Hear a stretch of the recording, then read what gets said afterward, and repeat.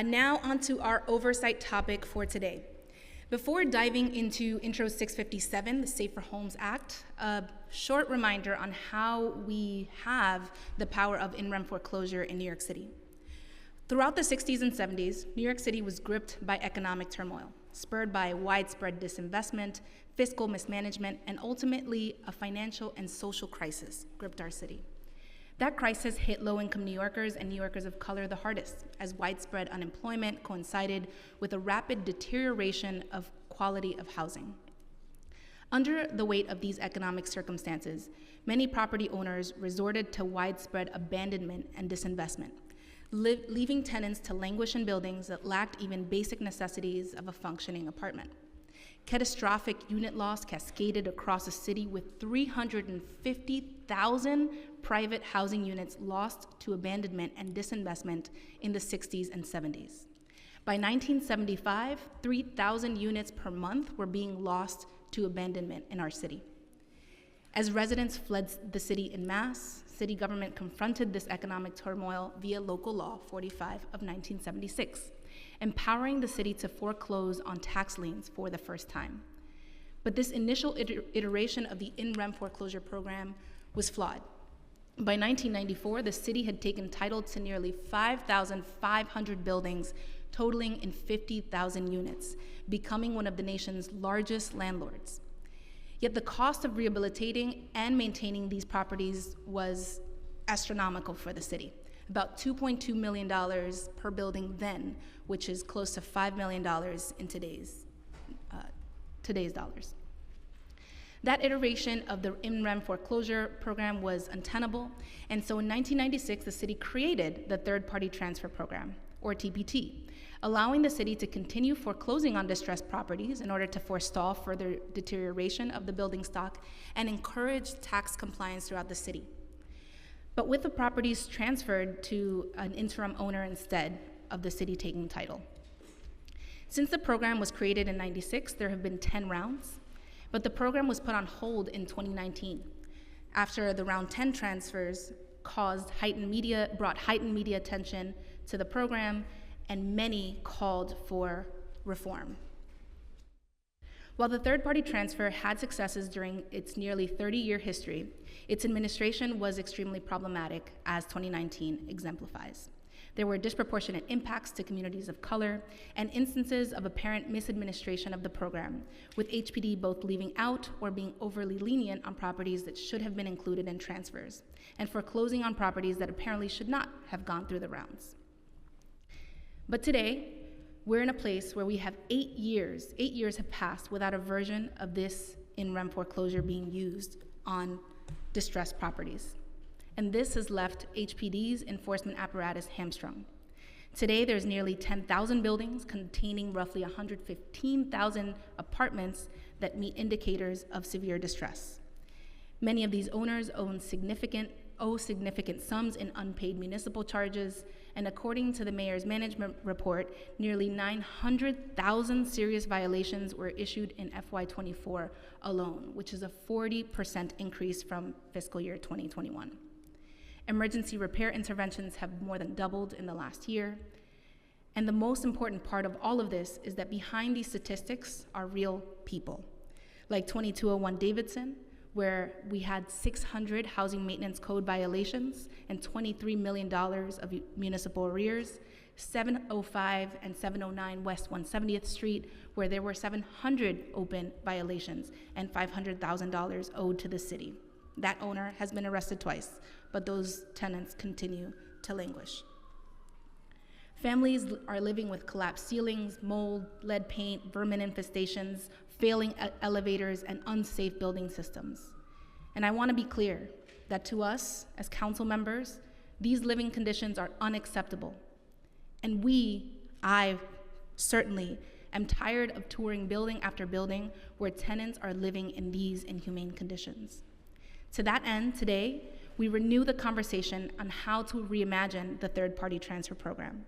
A conversation started in 2019, continued by the TPT working group, and through multiple council hearings and roundtable discussions over the past several years. Intro number 657, now known as the Safer Homes Act, overhauls the problematic third-party transfer program to use the city's power of in-rem foreclosure in a manner that targets the worst of the worst buildings in our city while protecting and expanding homeownership opportunities. The old program included a block pickup provision where if one property on a block qualified for the program, they were all foreclosed. The new program eliminates this disastrous provision. The old program was found to include buildings not in distress. A 2019 council audit revealed that over 50% of properties selected in the 10th round of third-party transfer were not distressed. Now, the new program will only pick up the worst of the worst through an indexing system. The old program had tenants claiming that there was no outreach until after the transfer, resulting in many lawsuits. The new program will have more stringent requirements so that all parties, including shareholders within a cooperative building and tenants, are notified of their rights. The old program resulted in racial concentration of transfers. Just 50% of round 10 properties were in 11 community districts, low to moderate income communities of color, out of 195 neighborhoods in our city. The new program has more rigorous outreach requirements and supports for owner-occupied properties, creating off-ramps that will be helpful for this problem. The old program attacked home ownership with an overrepresentation, in particular, of owner-occupied homes and Housing Development Fund Corporation cooperatives. The new program will create new opportunities for resident ownership, including a process that allows interested residents to partner with qualified third parties to submit an application for ownership, including former HDFCs that want to reconstitute. And finally, the old program did not require repairs in order to exit the program, only a payment or a payment plan, but the new program will require corrective action plans with evidence that work is happening. I want to thank all of the advocates who engaged with us on this bill draft and have provided thoughtful feedback on this program. This introduced bill will continue to be tweaked and finalized until it is the best version that we can get, and I invite members of the public to please testify today or submit testimony within the next 72 hours for the official record. Thanks also to the members of the public who have taken time out of their day to join us. I'm looking forward to engaging. Theo Chino, whoever is ready can begin. Oh, I've been ready for the last 47 years. Hello, Council Member Sanchez. I would like to ask you if I can go over a minute over the 2-minute time. Everyone 1 minute must be and treated 37 the same. seconds. Yes. Thank you. My name is Theo Chino, and I live at 640 Riverside Drive, a building that has been in the TPT program since 2003. I am being evicted and received a 19-day letter to vacate from the premises 30 days ago by the sponsor, UHAB. I am currently running for Congress in the Congressional District 13. I am running against Congressman Adriano Espaillat because he has failed to call for a GAO investigation into third-party transfer sponsor and their use of Section 8 voucher in Title 11 HDFC to pay for the participation loan program. My socialist grandfather is one of the co-founders of the Congress of Racial Equality and came up with the name CORE. I am part of the civil rights legacy. My grandfather was Japanese and earned a few Purple Star, a Bronze Star, a Silver Star. He is interred at Arlington Cemetery. I am also a Gold Star legacy. My mother moved from the Dominican Republic as a child into 640 Riverside Drive. After the death of her stepfather, another World War II veteran, her family ended up in dire circumstances and survived thanks to welfare programs such as what you refer today as SNAP. In college, I was told that upward mobility was achieved to the acquisition of capital, and that real estate acquisition was a very important component. When I returned to New York City in 2001, I ended up on the board of my tenant association, and we were supposed to go into the TEAL program in 1997. But that was changed to the TPT program. We were told by our sponsor, UHAB, who was given our property for $10 with the idea that he would take care of our building, that we would not resell it at market price, and that the rent would be commensurate with the expense of repaying the loan. Where did $100 million go in 2025? On July 15, 2021, the For Freedom Democratic Club, to give more transparency, adopted a resolution expanding Councilman Maloney's bill and mother, not Virginia Maloney, the other Virginia, Carolyn Maloney, and Ben Carlos expansion to include greater transparency in the participation loan program through the passport system. Your bill does not include any tool for stakeholder to act as verification agent. We are told we must learn how to FOIL, and when we filed FOIL requests, we were told the data was proprietary.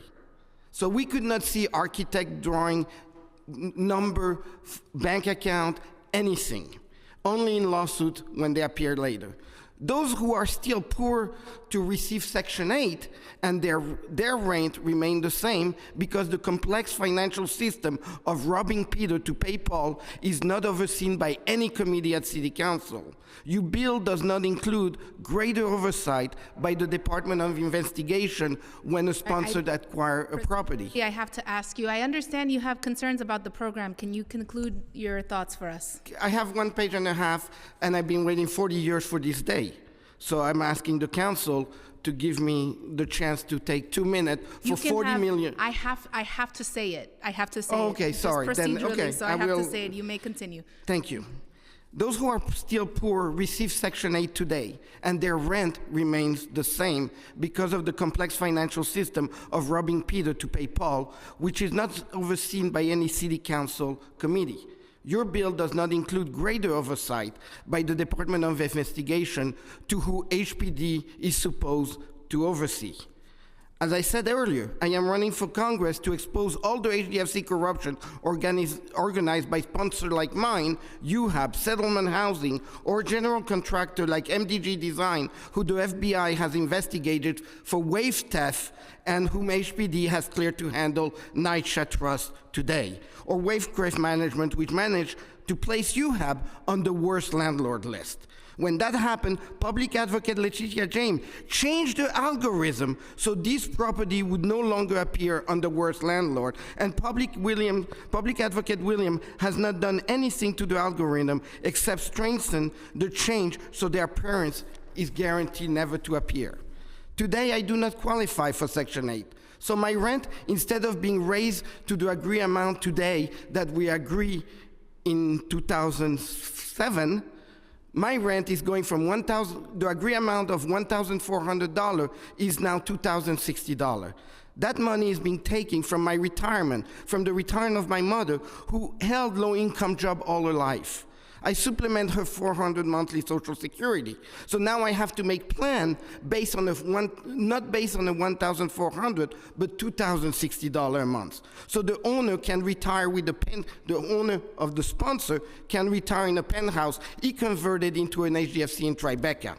Your bill does not include anything about making things right for tenants like me who are in the process of climbing the social ladder. A week ago, a family that was like mine just moved out of our building from being there since 1990 because they could not afford the new rent established by the landlord and the sponsor, and who were making way too much money for Section 8. Another tenant who was not a legal resident, but who was what Donald Trump would consider an illegal, could not qualify for the Section 8 they were promised, but they had a lease because they lived there since 1970. At the time, you didn't need to show paper to get a lease. So I'm not here to come to testify just to testify. As you know, I've been active in uptown politics, and this is a chance for me to ask historical questions about every failure in the TPT program, which I was part since my family was part since 1970.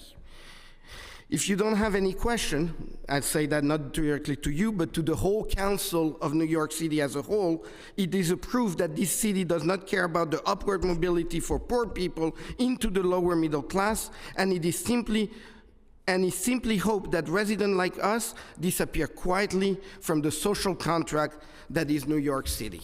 Thank you very much for your time, and if you have any question. Thank you. I hear a common thread between your testimony and actually that of our Bronx, formerly Northwest Bronx, which is about accountability for the so-called qualified third party on the part of Northwest Bronx, and for you, accountability in the permanent owner.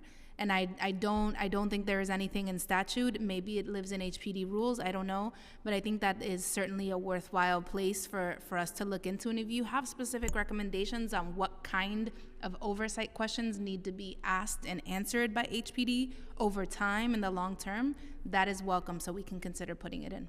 We have given in the record, in the 2019 record, you will find the testimony and the recommendation from about 50 different buildings throughout the city of New York who has come up with recommendation, and nothing was put in the, we didn't see any of that in the bill. And of course, the answer is always, we are a new administration, so it was the previous administration, we'll look into it, and we'll get back to you. And by the time they get back to us, a new administration is taking place. For example, I mean, no disrespect to any councilman, but Councilman Epstein was the legal aid lawyer that actually helped us with 640 Riverside Drive and who signed the name and the deed for us, representing us. So things change and the recommendation doesn't get put in. And we need to figure out how to get it done before you move out of office. Great. Thank you. I mean, there are regulatory agreements. There should be a hook, right? So I will dig that up with our team, and thank you for your testimony in terms of today, but also 2019. Thank you. Paula? Okay, we have an Annie Wilson on the Zoom, and ma'am, in person, we're going to you next, okay? Right after we finish. You may begin. Hi, thank you. I will be submitting written testimony, and I understand the need to protect people in buildings that are unsafe due to violations, and I believe that those should be corrected. HPD should require all these corrections. Whether or not there's financial default, it just should be enforced. These repairs should be enforced, whatever the situation. And so regarding the various programs mentioned in the bill, such as the various, let me look at my notes, I'm sorry, I'm tired. The monitors, the qualified buyers. The qualified buyers page was removed from the HPD site. And it hadn't been really reviewed for 4, 5, 6 years. What is the criteria for the qualified buyers in this third-party transfer program?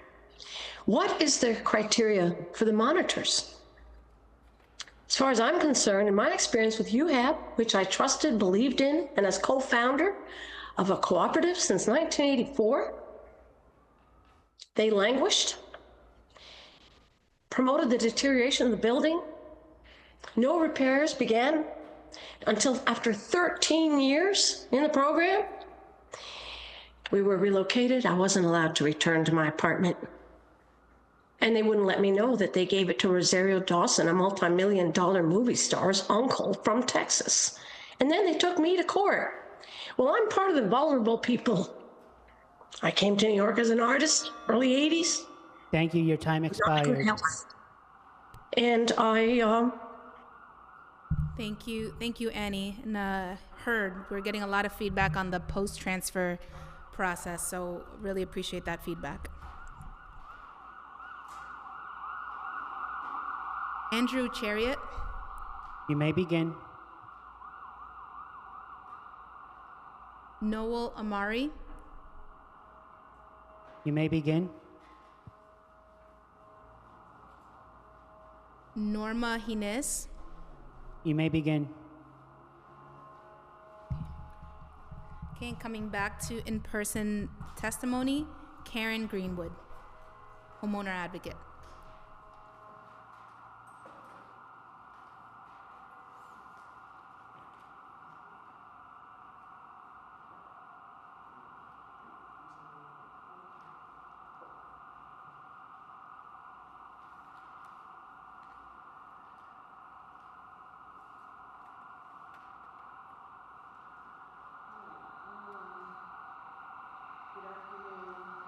Good afternoon, Madam Chair. I want to thank you for allowing me to give this testimony today. My name is Karen Greenwood.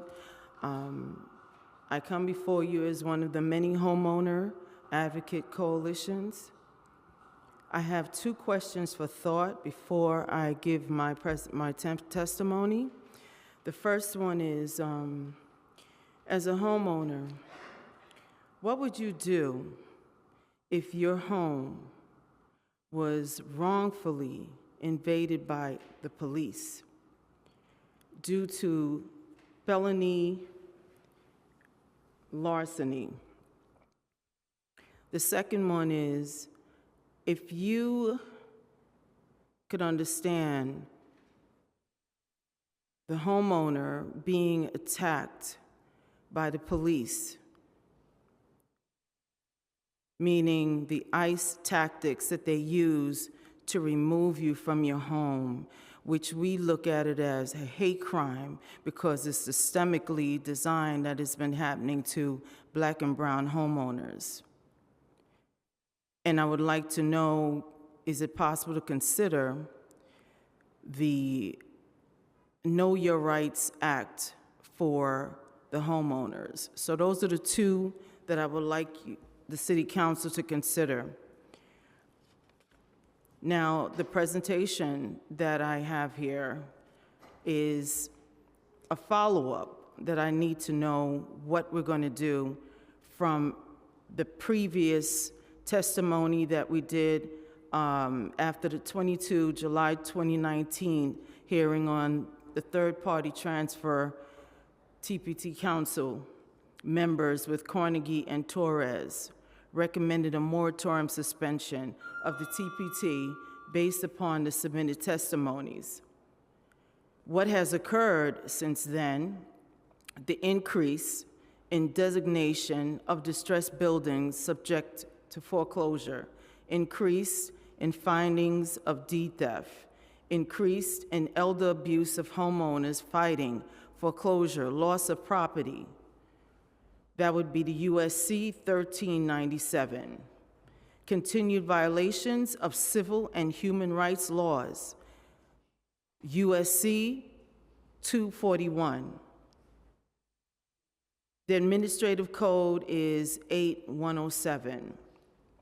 Continued housing discrimination, elder abuse through deprivation of housing rights, USC 3601-3619. We have a problem with Department of Finance on non-transparency for real estate mortgage fraud homeowners who are experiencing foreclosure liens. The only liens that is transparent is the tax liens. We're requesting a FOIL, whatever information that we can get to know why it is that our properties are in foreclosure if we have already filed a complaint with the AG, the Department of Finance, along with officials, elected officials, the police department. The DA also needs to do their due diligence of investigating these cases, that we do not end up in litigations in the courts. We have a problem as distressed, victimized homeowners, tenants, homeowner, condominium owners, Mitchellama, real estate, commercial property owners, such as with our deeds, the title, insurance. That is in question, that how is the Department of Finance till this day have not had any kind of alert system when we report fraud upon our properties. We have an issue with, to say, the lack of enforcement from laws, lack of enforcement from even making sure that there's a budget with the state and the City Council, we need money in order to help the homeowners and tenants with legal defense. It hasn't been there for, 20 years? We need this right away. You have the attorneys who are filing defected fraud documents in the courts. You have referees who have presented over and over again fraud documents, padded fees. Thank you, Ms. Greenwood. We're at time for you, but do you want to conclude? No, Summarize? I would like to just finish up if you don't mind. Okay. I'm not done. Okay, but your time has expired, so if you could just wrap it up, if you can summarize well, it. I'm trying to, just like everybody else, if I'm able to do so. I have to say it. Procedurally, I have to say it. I got you. Okay, thank you. Thank you very much. So we have auctions, bankruptcy, that is an issue. Financially, our homeowners are well distressed, emotionally, mentally. We're placed in shelters. Children right now are experiencing a lot of problems with functioning in school due to the fact that they're displaced from their homes and placed in the shelters, on the street. Homeowners are wrongfully arrested.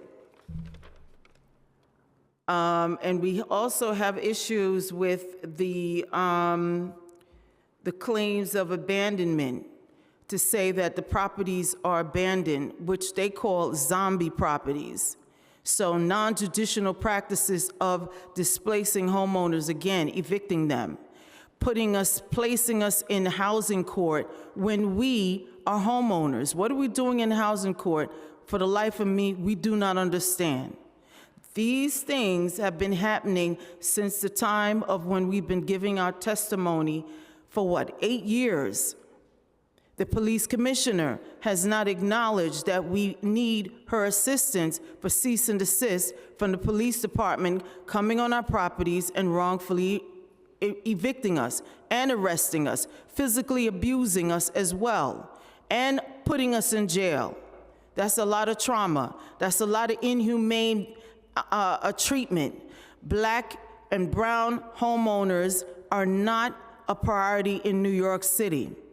The only priority is the real estate board. That is the only priority as we see it. And I'm going to say this. This is a normalized stemming of racism at its best. You have securitized bonds, trustees redlining. This is a concern, and we need to know where do we go from here, because every single politician I see have sat here, they left. All the homeowners has went to their office and asked them for help. All we hear is that there are bills being passed, but there is nothing enforced. As we leave here today, we're still going to end up in the courts fighting on our own without lack of attorneys, which again, we should not be in any courts. Emotionally, I want you to put yourself in that position with your families. As a beloved friend of mine always say, karma don't forget an address. Okay.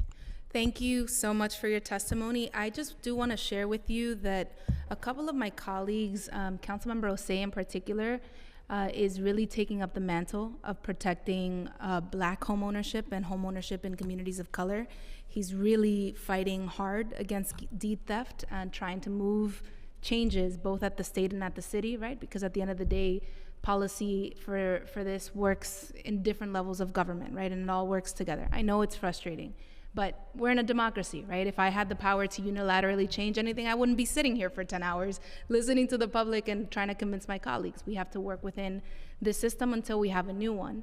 I'm going to say to you. I'm sorry, I'm just going to, Yeah. to conclude that thought, Yeah. I just want to certainly highlight and uplift Councilmember Osei and Councilmember Nurse and Councilmember Sylvina Brooks Powers, who are working on these issues, and I certainly support them. And if you could look into what they're doing, I think that would be very helpful. And this bill before us today exempts owner-occupied 1 to 3 family homes, right? So we're conscious and cognizant of the harms of the past. We're trying to work around that and focus this legislation on other properties. So I just wanted to state that out loud. I appreciate that, and I need a 311 unit right now as we speak for real estate mortgage fraud that we'll be able to call in, because when you call in and make a report, it is nullified. No one even acknowledges it. So we have nowhere to go.